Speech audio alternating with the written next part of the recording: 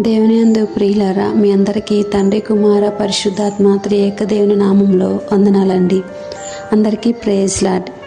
ముందుగా women's day శుభాకాంక్షలు అండి. Happy women's day. Women's day సందర్భంగా బైబిల్ గ్రంథంలో ఉన్న స్త్రీలను మనం ఒకసారి జ్ఞాపకం చేసుకుందామండి. స్త్రీలమైన మనకి దేవుడు ఎలాంటి బాధ్యతనిచ్చారు, ఎలాంటి భారాన్ని మన మీద పెట్టారు, మనం ఒకసారి జ్ఞాపకం చేసుకుందామండి. బైబిల్ గ్రంథంలో చాలామంది స్త్రీలను మనం చూస్తామండి. అందులో ఒక ప్రాముఖ్యమైన స్త్రీ గురించి మనం ఇప్పుడు తెలుసుకుందాము. ఇశ్రాయేలు ప్రజలకు తీర్పు తీర్చడానికి, వారిని బలపరచడానికి, వారిని నడిపించడానికి ఒక ధైర్యవంతురాలైన స్త్రీని దేవుడు ఏర్పరచుకున్నారండి. ఆ స్త్రీయే దెబోరా. బైబిల్ గ్రంథంలో ఉన్న వండర్ ఉమెన్ దెబోరా అండి.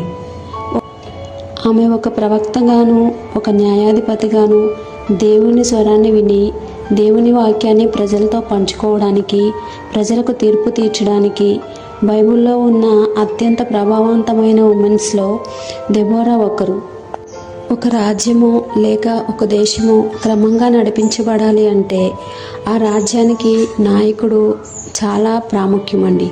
ఆ నాయకుడు చాలా బాధ్యతగా, చాలా చాకచక్యంగా ఉండి సక్రమంగా నడిపించినప్పుడు ఆ రాజ్యం క్షేమంగా ఉంటుందండి.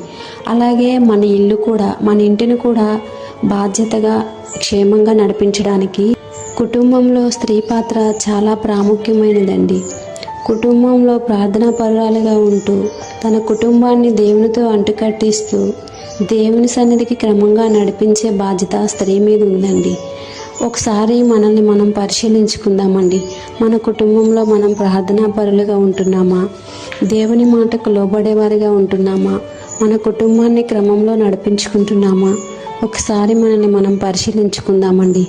ఒకవేళ అలా ఉండలేకపోతే ఇప్పటి నుంచైనా మనము దేవుని మాటకు లోబడి మన కుటుంబాన్ని క్రమంలో నడిపించుకునే వారిగా ఉందామండి. ఏకీభవించిన వారందరూ దేవునికి గట్టిగా స్తోత్రం చెప్దామండి. హల్లెలూయా.